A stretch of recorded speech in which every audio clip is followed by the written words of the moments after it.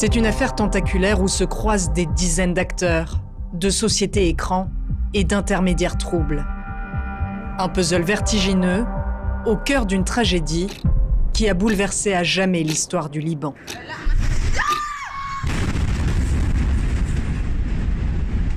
Tant de personnes sont mortes, tant de maisons ont été démolies, un quart de Beyrouth a été dévoré. Ce jour-là, le monde découvre stupéfait que 2750 tonnes de nitrate d'ammonium sommeillaient depuis 7 ans dans un hangar du port.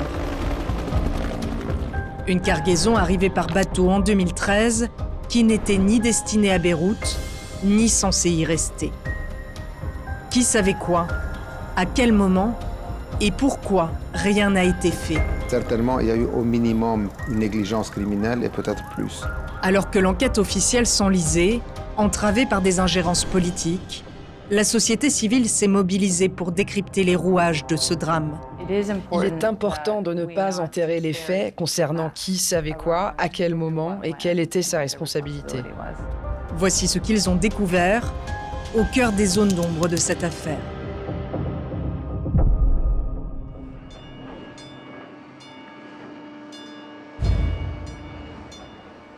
L'histoire commence sur les côtes géorgiennes en septembre 2013.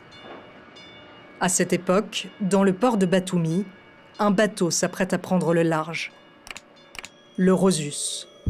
C'était un bateau branlant. Il Il était vieux, il avait beaucoup de défauts techniques qui n'auraient pas dû lui permettre de continuer à naviguer.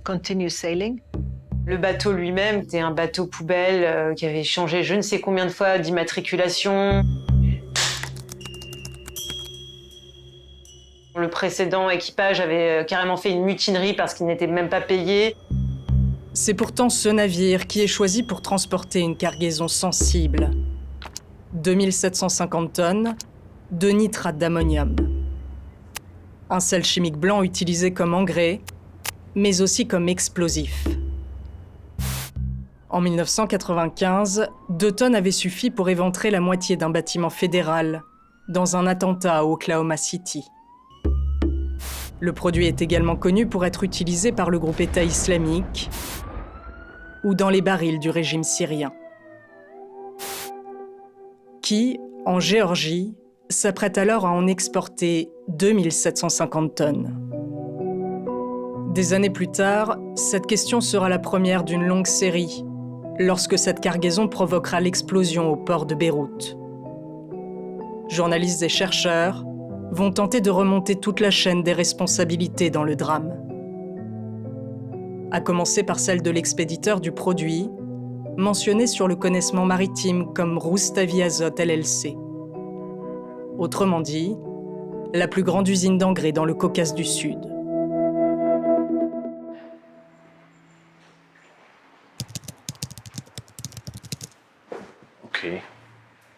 Cette usine, à ce moment-là, était détenue par un homme d'affaires géorgien du nom de Roman Pipia. En 2016, il a fait faillite selon ses dires, mais dans tous les cas, l'usine Rustavi Azot en Géorgie était en fait contrôlée par une autre société, appelée Dreimoor. Dreimoor, un nom qui n'apparaît pas sur le connaissement maritime, mais sur le manifeste de cargaison, publié le jour du départ, le 27 septembre 2013. Roustavi Azot agirait bien pour et au nom de cette entreprise. Elle se décrit comme une société internationale de premier plan dans le commerce d'engrais, et c'est donc elle qui aurait demandé à cette usine géorgienne de produire et d'envoyer la cargaison.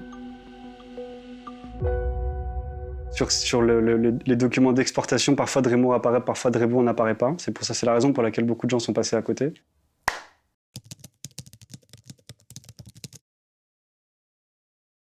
Mais on ne comprenait pas qui était derrière. Les journalistes de Revue 21 remontent alors le fil. Basé à Singapour, Dreimoor Fertilizer serait détenu à 100% par un russo-israélien, Alexander Shishkin. Alexander Shishkin, c'est un discret homme d'affaires basé en Russie, qui voyage beaucoup en Europe, qui utilise notamment sa nationalité israélienne pour continuer à faire des affaires, qui fait des affaires aux États-Unis, qui fait des affaires en Amérique latine, qui fait des affaires un peu partout. Lui n'apparaît nulle part. Ça n'est qu'en épluchant un certain nombre de litiges commerciaux aux États-Unis ou en Europe qu'on a compris qu'en fait, c'était lui qui possédait 100% de Dremio Fertilizer, qu'il annonçait faire un chiffre d'affaires d'1,5 milliard de dollars par an, et que donc c'était une société mondiale. En 2013, c'est donc cet homme de l'ombre, Alexander Shishkin, qui serait à l'origine du contrat avec Rustavi Azot pour produire et convoyer ces 2750 tonnes de nitrate d'ammonium.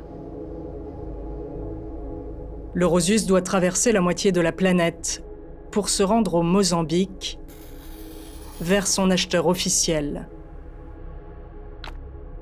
Fábrica de Explosivos de Mozambique.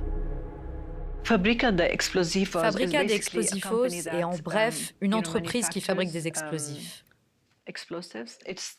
Elle est détenue à 95% par une entreprise portugaise et a été également impliquée dans l'affaire des explosifs qui ont été trouvés à Madrid en 2004, lorsqu'il y a eu une explosion dans un train. L'entreprise a aussi des liens avec les élites dirigeantes et l'élite des hommes d'affaires au Mozambique. Cela ne veut pas dire qu'ils font quelque chose de mal, mais cela permet aussi aux gens de contourner les lois, de réduire les temps d'attente. Et c'est un schéma que l'on retrouve dans cette économie mondialisée du crime organisé et de la corruption. Un commanditaire qui semble vouloir rester discret, une cargaison dangereuse, un navire à l'état plus que douteux et un acheteur au profil troublant. À l'époque, rien n'éveille l'attention des autorités portuaires. Les documents sont en règle et le Rosus est autorisé à prendre le large.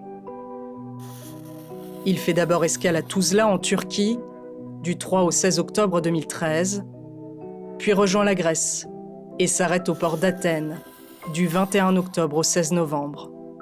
Vous voyez un parcours qui est totalement absurde dès le début. Vous avez quand même 2 mois d'un bateau qui est totalement en train d'attendre quelque chose, on ne sait pas exactement quoi.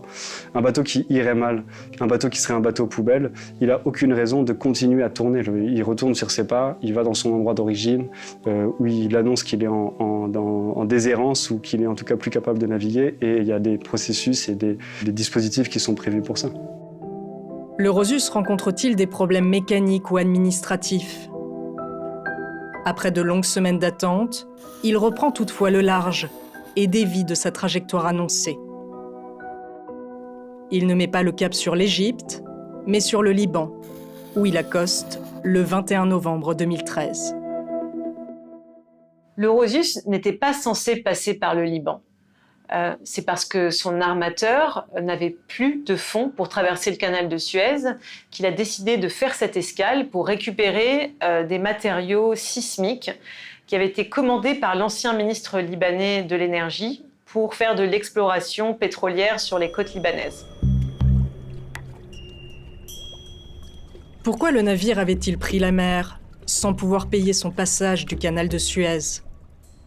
Certains armateurs le font avec des navires capables de rentabiliser leur trajet, en embarquant de nouvelles cargaisons en cours de route.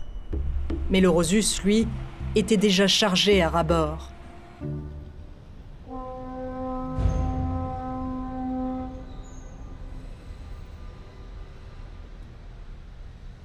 En ce 21 novembre 2013, une chose est sûre, le bateau ne résiste pas aux chargements supplémentaires qu'il tente d'embarquer au port de Beyrouth.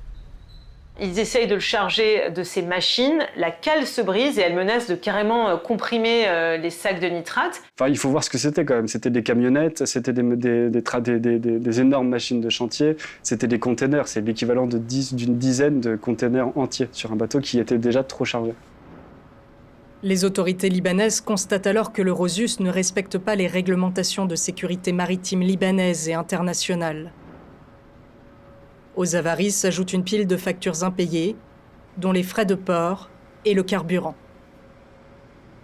Le navire est saisi par la justice libanaise en attendant que ses propriétaires payent leurs dettes. Mais personne ne se manifeste. Dès lors, il va y avoir plein de complications et l'équipage qui donc transportait ces marchandises va se retrouver pris en otage au Liban.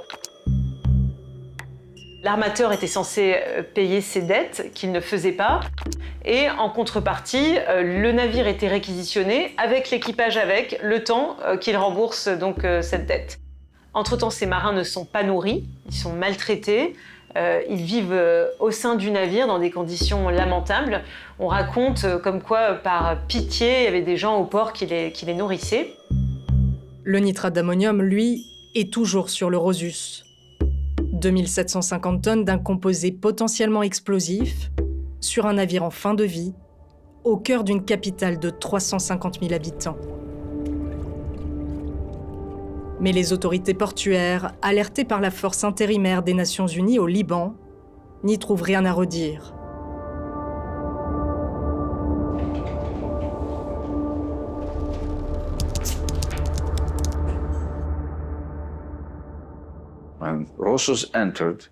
Lorsque le Rosus est arrivé, la force intérimaire des Nations Unies au Liban a demandé à l'armée d'inspecter le navire, car ils savaient que le cargo contenait quelque chose comme du nitrate d'ammonium. Et ensuite, l'armée a répondu « Le navire est en ordre ». Mais ni dans son manifeste, ni dans son avis d'arrivée, il n'était alors mentionné qu'il contenait du nitrate d'ammonium.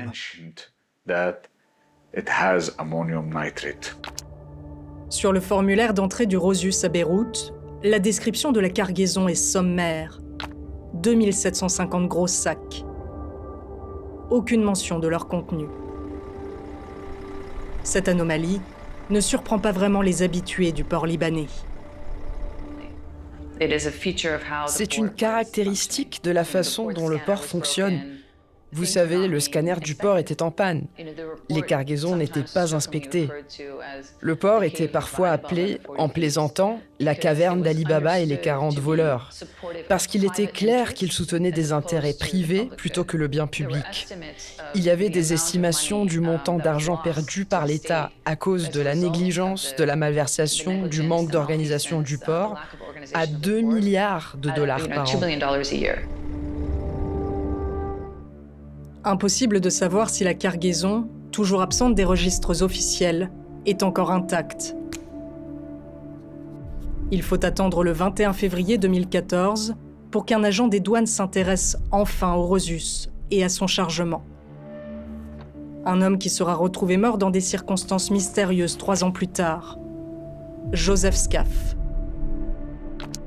Nous vous informons par la présente que notre section a reçu des informations concernant un navire dénommé Rosus, amarré au quai numéro 11 du port de Beyrouth, transportant du nitrate d'ammonium hautement dangereux et explosif, menaçant la sécurité publique. Le Rosus est resté amarré au port de Beyrouth pendant environ 3 mois. Amarré. Je ne dis pas qu'il était éloigné ou quelque chose comme ça. Non, non.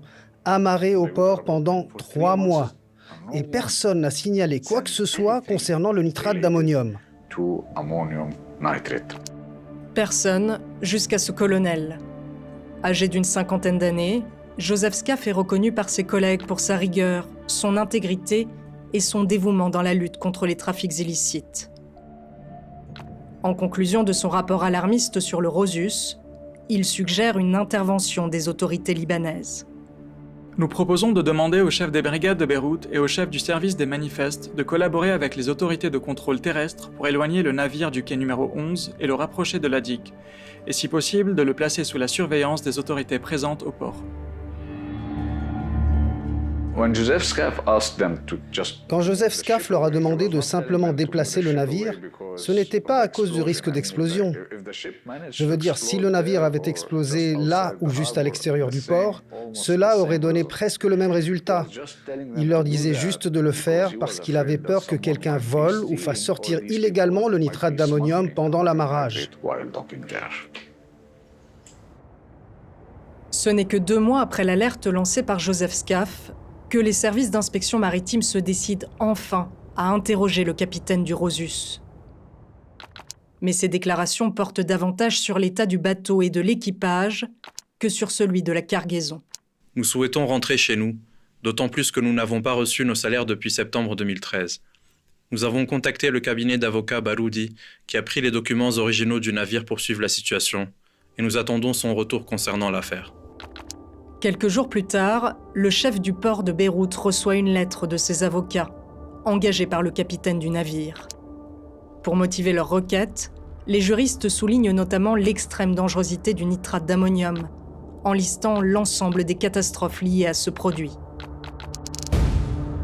En septembre 2014, l'équipage est finalement autorisé à débarquer. Ils ont attendu 10 mois sur le pont dans des conditions misérables. Les déchets s'accumulaient, ils n'avaient pas d'eau, pas d'électricité, jusqu'à ce qu'ils gagnent le procès et puissent enfin partir. La lettre de ses avocats fait également avancer l'affaire sur le sort du nitrate. Un juge des référés ordonne le déchargement de la cargaison vers un lieu sûr et surveillé. L'opération a lieu les 23 et 24 octobre, près d'un an après l'arrivée du Rosus au port de Beyrouth. En guise de lieu sûr, le hangar numéro 12. Lorsque le Rosus a été déchargé, en fait, comme il était amarré sur un quai qui est face au hangar numéro 12, et que comme les tonnes de nitrate d'ammonium, c'est lourd à transporter, ils se sont dit on le décharge dans le hangar numéro 12. Et donc ils se mettent pendant 2 jours, 48 heures, à charger le hangar numéro 12 de ces sacs-là, à côté de feux d'artifice, de solvants, de tissus, de bois. Ce n'était pas dans une zone restreinte. C'était un hangar juste à côté du hangar numéro 19, où sont traités tous les papiers douaniers. Beaucoup de gens passaient donc par là. Cela n'a rien de spécial.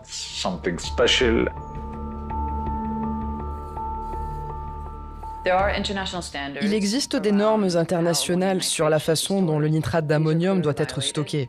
Celles-ci ont clairement été violées en entreposant ce matériel si près du public et de la manière dont il était stocké. Vous savez, dans un hangar comme celui-ci, rempli de matières dangereuses, il n'y avait ni extincteurs automatiques, ni détecteurs, ni portes sécurisées, ni caméras. Les négligences se multiplient. Et malgré la demande du juge, personne ne supervise l'opération. Quand le greffier se rend au port pour superviser le transport du matériel, on lui dit de revenir un autre jour. Et quand il revient, on lui dit que le nitrate d'ammonium a déjà été transporté. Nous n'avons donc ni de preuves ni de témoignages lors du transport pour confirmer que les 2750 tonnes sont toutes arrivées dans le hangar.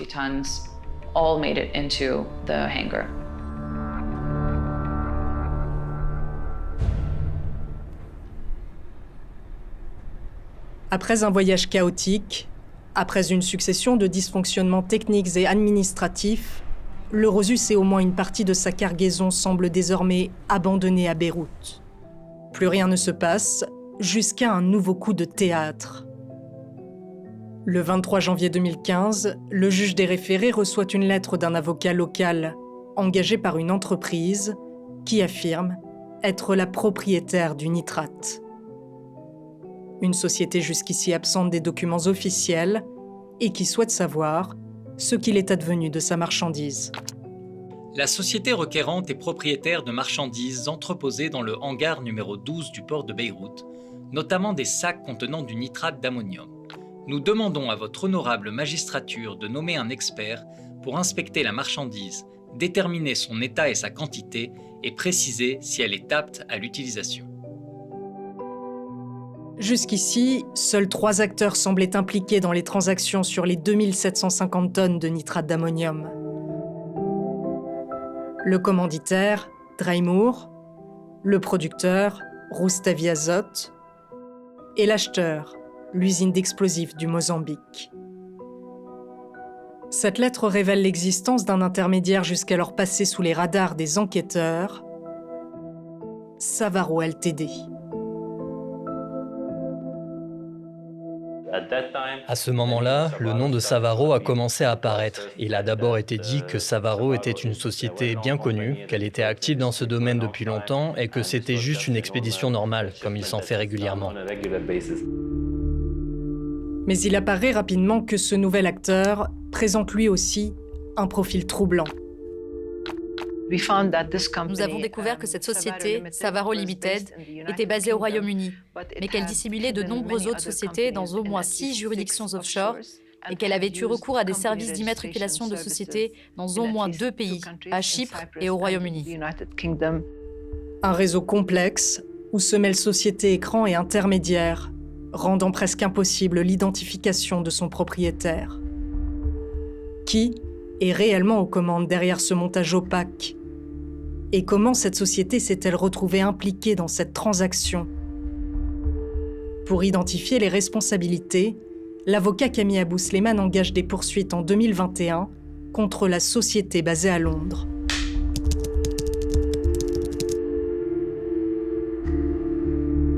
Savaro UK, c'est la compagnie qui s'est présentée pour la levée de la saisie au Liban et pour la libération du nitrate. Donc c'est la compagnie contre laquelle on a intenté un procès. Il découvre alors qu'une autre entité du groupe, enregistrée dans les îles Vierges britanniques, est en réalité la société mère. Malheureusement, le deuxième, Savaro, a été liquidé. Dans la défense, ils ont dit oui, mais les activités sont passées dans l'autre compagnie. Donc il y avait une certaine confusion entre la société de BVI et la société de Londres. Ça nous a créé pas mal de problèmes qu'on a réussi à surmonter. On a pu déterminer que la société était détenue par un individu qui s'appelle Volodymyr Verbonol, un ressortissant ukrainien qui, aux dernières nouvelles, habitait dans la ville de Dnipro, sur les lignes de front de la guerre entre l'Ukraine et la Russie. Depuis les années 2000, Volodymyr Verbonol est à la tête de cette myriade d'entreprises qui ouvrent et ferment au gré du temps et des transactions. Monsieur Vladimir Verbonol, le propriétaire de Savaro Limited, était également lié à travers ses structures à d'autres sociétés. Parfois, elles utilisaient la même adresse postale. Parfois, elles se cachaient derrière des prête-noms et des administrateurs. C'est le cas de Savaro UK, une entreprise créée par un prestataire de services qui l'enregistre au fil des ans à plusieurs adresses postales, avec des centaines d'autres sociétés. En creusant davantage, le journaliste Firas Hatoum va découvrir un lien suspect. Ces mêmes prestataires ont créé parfois le même jour que Savaro d'autres entreprises dont les propriétaires, eux, sont bien connus au Moyen-Orient. Ces sociétés étaient liées à 3 hommes d'affaires syriens. Raïmat Khouri, Moudal al-Khouri et Georges Haswani.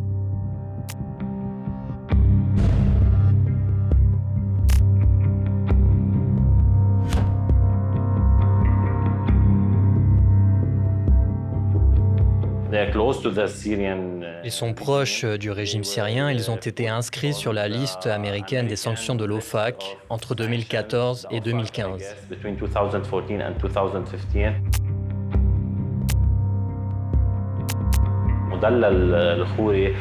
Moudal al-Khouri y a été inscrit pour plusieurs motifs, notamment parce qu'on le soupçonnait d'être à l'origine d'une cargaison de nitrate d'ammonium à destination de la Syrie, fin 2013, soit au même moment où le Rosus accostait au Liban. Firas Hatoum réalise que ces hommes d'affaires syriens sont également des clients de la FBME, la banque auprès de laquelle Charalambos Manoli, le propriétaire du Rosus, avait obtenu un prêt de 4 millions de dollars en hypothéquant son navire. Ils sont en quelque sorte des clients principaux de cette banque. Ils disposent, je crois, de plus de 70 ou 80 comptes à leur nom. Simple coïncidence ou indice d'une implication syrienne dans l'ombre de cette cargaison arrivée au port de Beyrouth? On n'a pas vu de traces dans l'achat du nitrate, dans les contrats d'achat du nitrate ou de la vente du nitrate ou dans l'actionnariat de la société. On n'a pas vu de lien. Ça ne veut pas dire que ces liens n'existent pas, simplement qu'on ne les a pas, nous, vus. Cette incertitude suffit toutefois à alimenter bien des hypothèses, principalement liées au contexte de la région. À cette époque, la Syrie est en pleine guerre civile. Bachar al-Assad lutte pour sa survie avec le soutien du Hezbollah, de la Russie ou encore de l'Iran. Sous le coup de sanctions internationales, le régime syrien met en place des réseaux sophistiqués pour se procurer armes et explosifs, notamment du nitrate d'ammonium.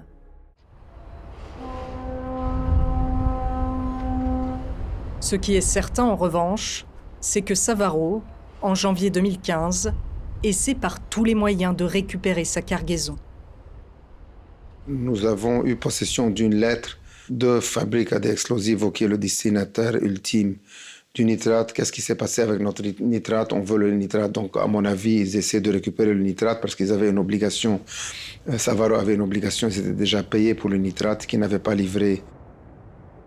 Des mails, retrouvés par OCCRP, montrent qu'un employé de Savaro avait même demandé de l'aide à un homme d'affaires au Liban dès le mois de décembre 2013. Nous avons appris que le navire se trouvait à Beyrouth, au Liban. Nous avons demandé au propriétaire du navire pourquoi à Beyrouth.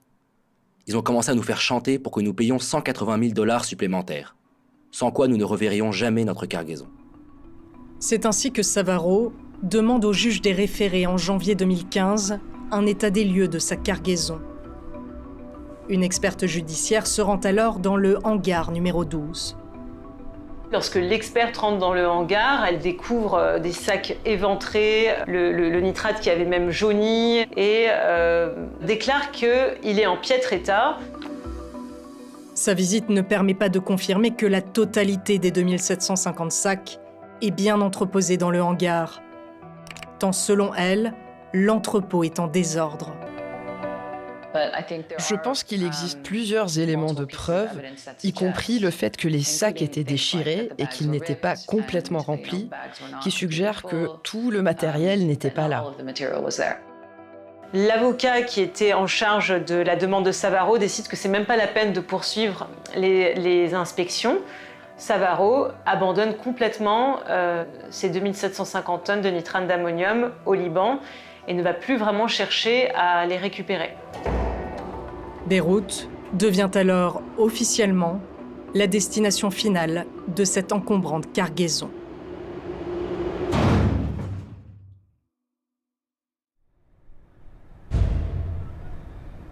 Le sort du nitrate d'ammonium, abandonné par ses propriétaires, est désormais entre les seules mains des autorités libanaises. Le problème, c'est que le port de Beyrouth, il y a beaucoup d'enchevêtrement et c'est pas très clair qui est responsable. Pourquoi, dont le mess dans lequel on s'est retrouvé. La structure administrative du port est complexe et fragmentée. À la fin de la guerre civile en 1990, une commission provisoire a été créée pour gérer le port de Beyrouth. Appelée l'autorité du port, elle est toujours en place et dépend du ministère des Travaux publics et des Transports.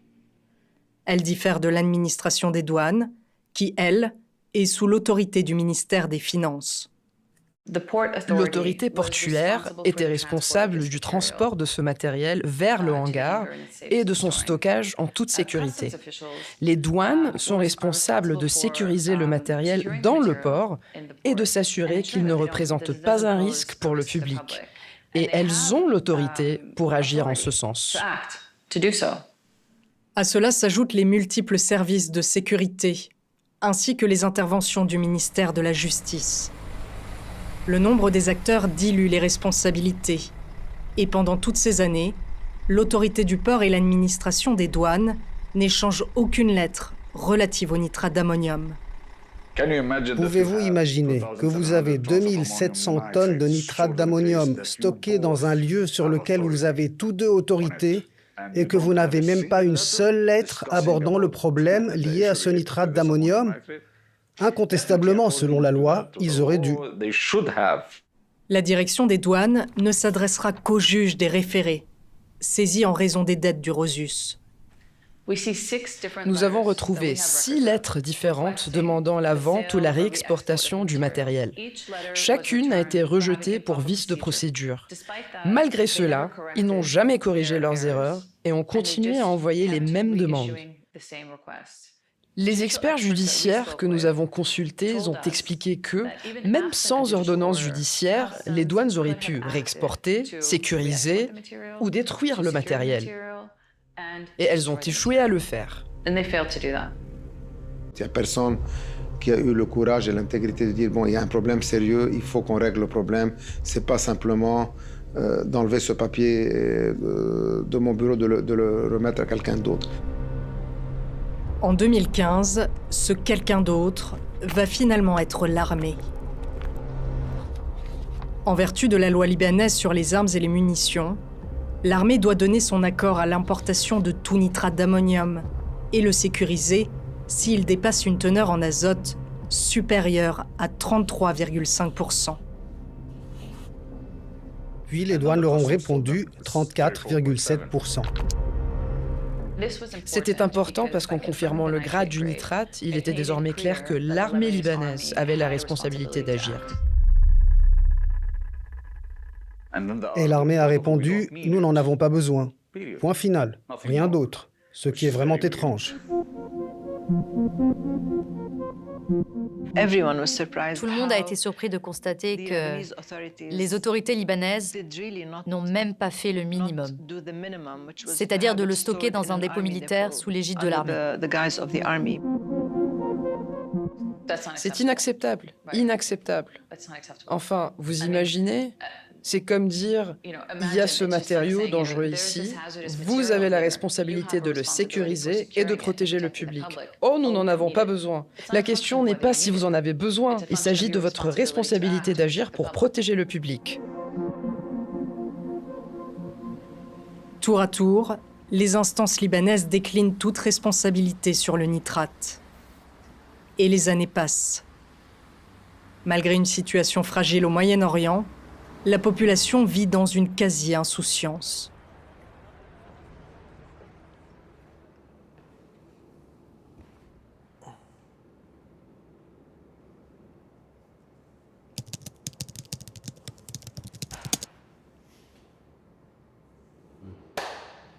Sur toute cette période, pour nous, c'est des très belles années, donc de 2014 à 2019, parce que en 2014, en fait, c'est l'année où on se marie, Tracy et moi. Alexandre, notre fille, est née en 2017, donc on est très heureux de vivre ensemble ici, de la voir grandir. Donc c'était le début de notre famille et de notre aventure. Personne, ou presque, ne sait alors ce qui se joue au port de Beyrouth. En 2018, le Rosus, abandonné en face du quai numéro 8, coule dans l'ignorance générale. L'épave ne sera jamais sortie des eaux libanaises.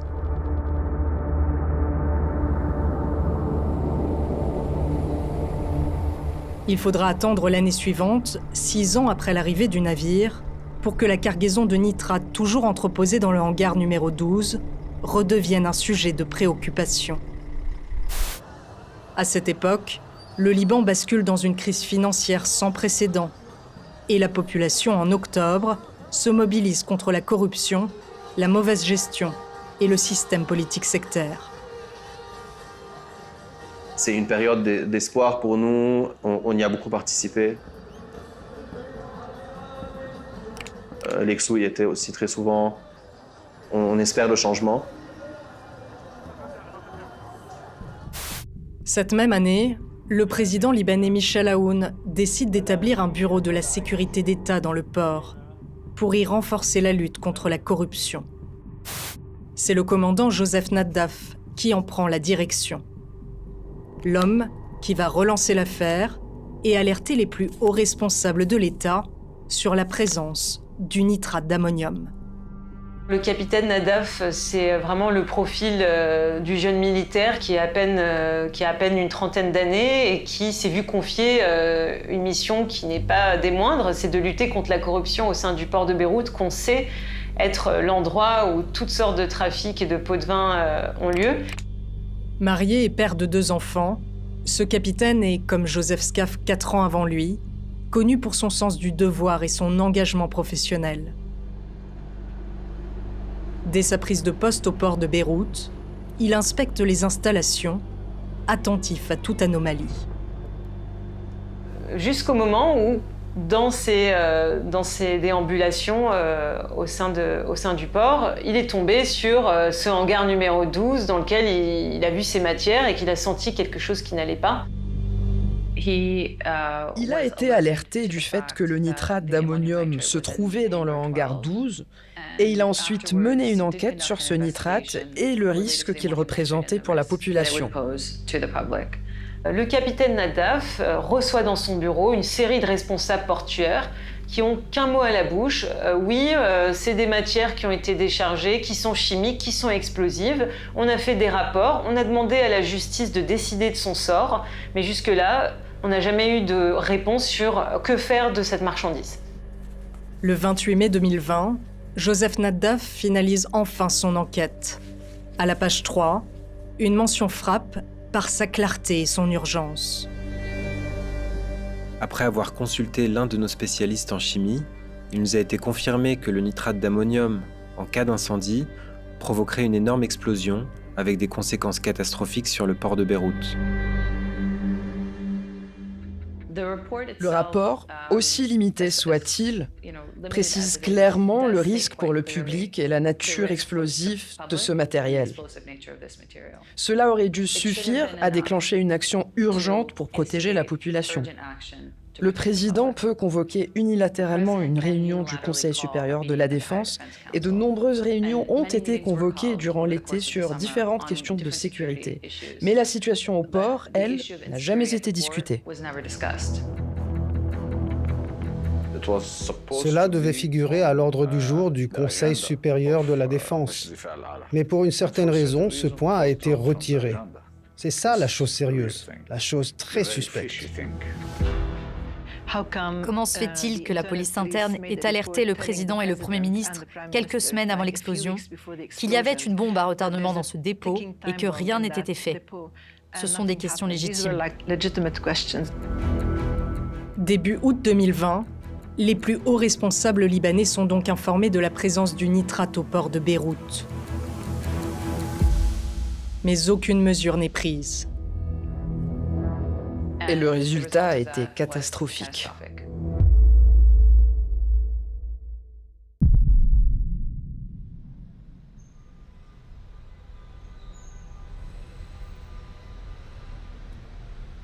C'est une journée normale de Covid. En fait, donc on travaille de chez nous, donc de là où nous sommes maintenant, dans notre appartement. Ma fille était là, avec Tracy était là, on avait un ami aussi à nous qui était présent. Lexo était en train de jouer avec ses poupées ici dans le salon.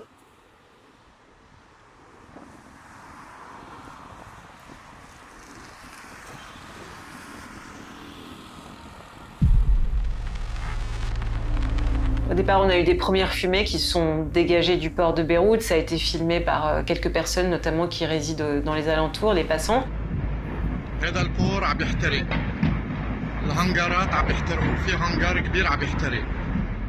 Les pompiers reçoivent un coup de fil dans la caserne de la Quarantaine.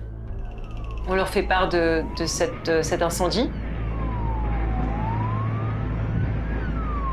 On a 10 pompiers qui, à l'aveugle, comme ça, entre camarades, montent dans leur camion et foncent vers le port. Ils sont au courant de rien. Ils arrivent, ils voient ce hangar dont les fumées commencent à vraiment se métamorphoser.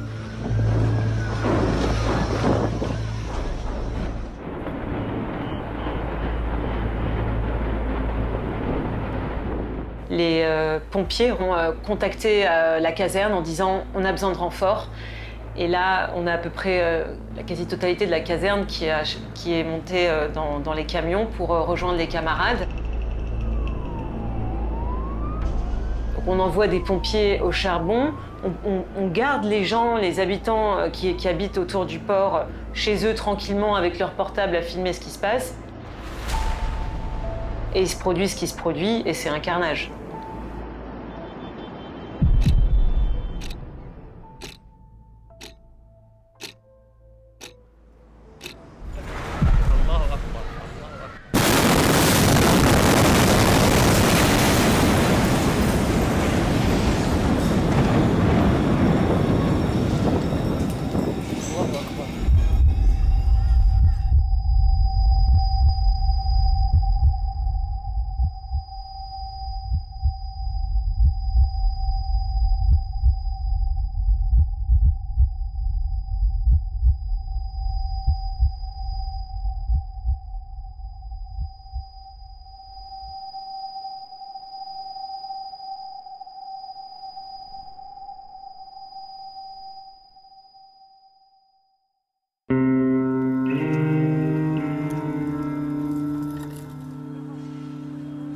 le souffle et le blast, l'énergie de l'explosion a été telle que tout a été détruit dans l'appartement et qu'on s'est tous retrouvés projetés.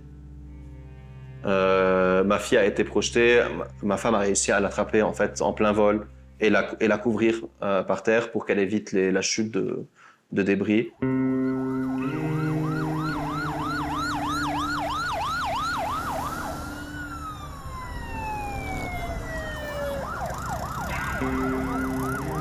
Tracy a été très touchée. Elle a eu 6 côtes et vertèbres cassées, entre autres parce qu'elle elle s'est pris tout le plafond sur elle.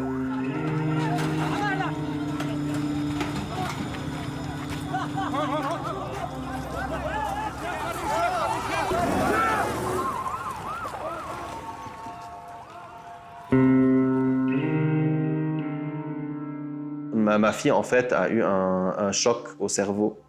Ça montre, en fait, l'ampleur du souffle et du blast.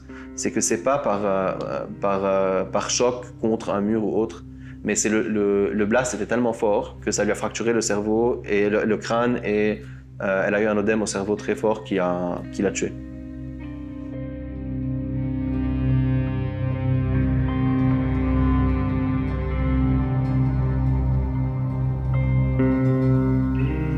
Ce 4 août 2020, le nitrate d'ammonium abandonné au port provoque la plus grosse explosion non nucléaire de l'histoire.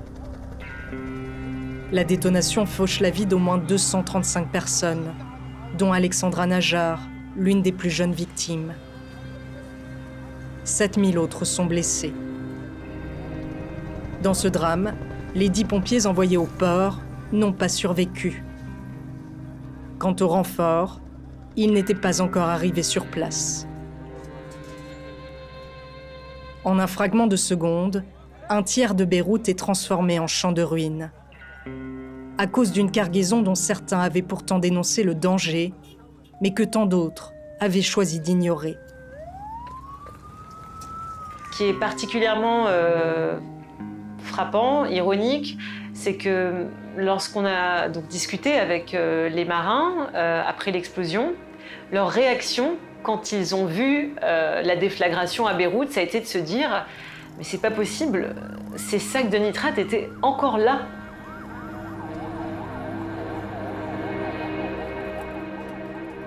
Il faut attendre le début de soirée pour que des informations parcellaires sur l'origine du drame commencent à tomber sur les chaînes de télévision.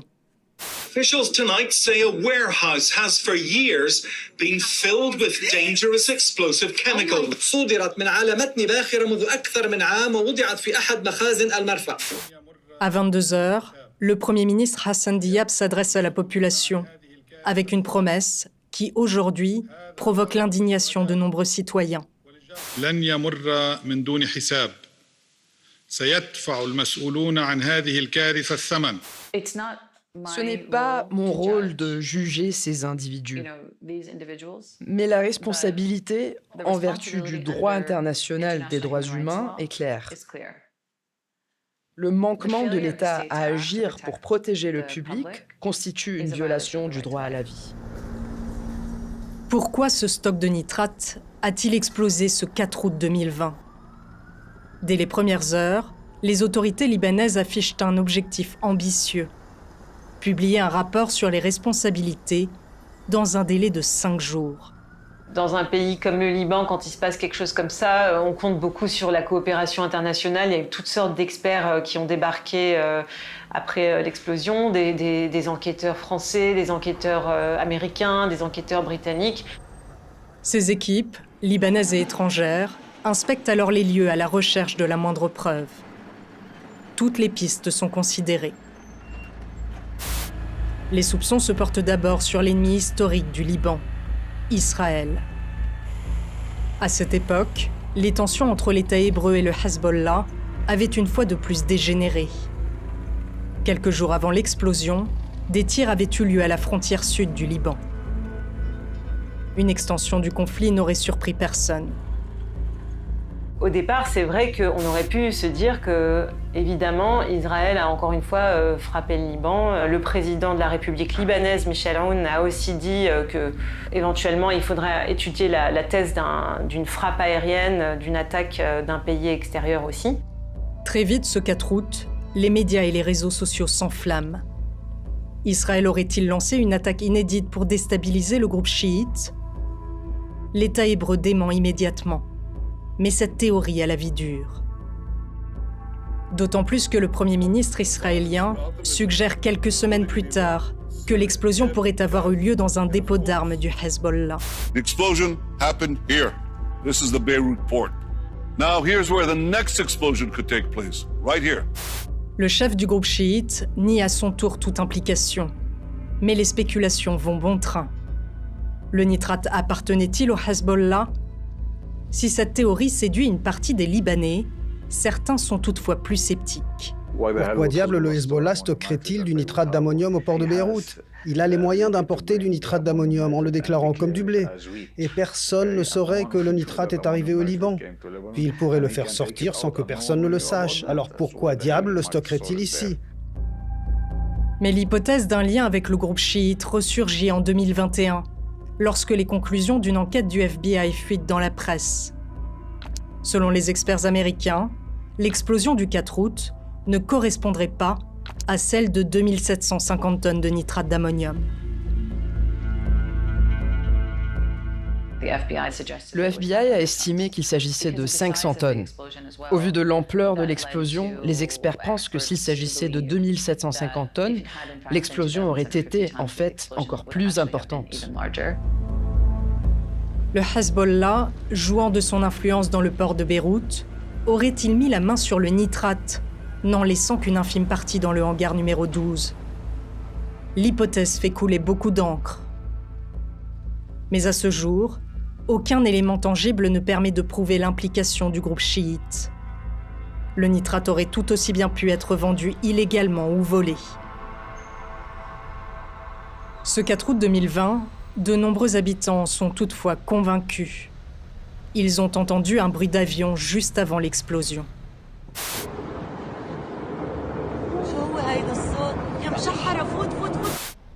La thèse d'une attaque aérienne est donc prise au sérieux, et les experts se penchent sur la question. Images, vidéos, relevés sonores, analyse de potentiels résidus sur les lieux du drame, tout est examiné dans les moindres détails. Tout, sauf un élément qui fait cruellement défaut au dossier, les images satellitaires captées au-dessus du port ce jour-là, dont le Liban ne dispose pas.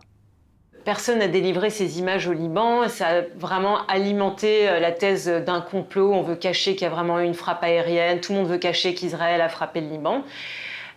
Il s'avère qu'en fait, ces images ont mis du temps à arriver, mais elles ont fini par arriver.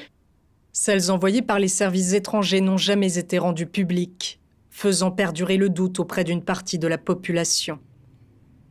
Mais le rapport des experts français obtenu par certains journalistes est sans appel. Le fait que les explosions aient été précédées par un incendie permet d'exclure l'hypothèse d'un missile ou d'un engin explosif à l'origine de la détonation.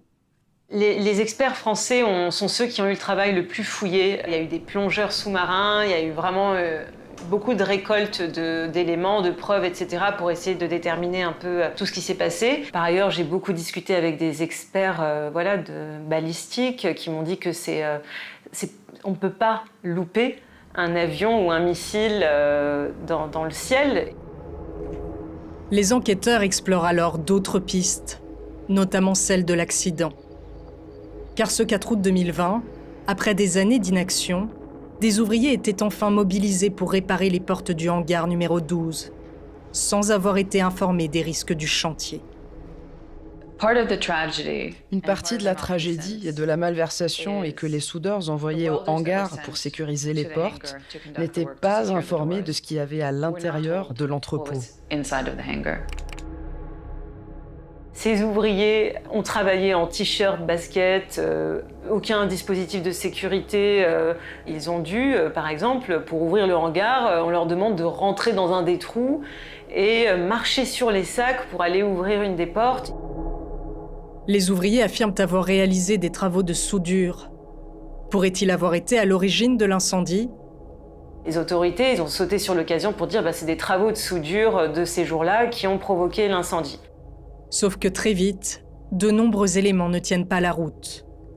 En premier lieu, le départ des ouvriers, qui affirment être partis aux alentours de 15 heures, alors que l'explosion a eu lieu après 18 heures. Après avoir fait cela, ils sont restés pendant environ 1 heure au port. S'il y avait eu quoi que ce soit lié au soudage, le feu aurait dû commencer bien avant qu'ils ne partent. Autre incohérence, révélée par l'agence Forensic Architecture, la zone où ces ouvriers ont travaillé semble trop éloignée de celle identifiée comme le point de départ du feu.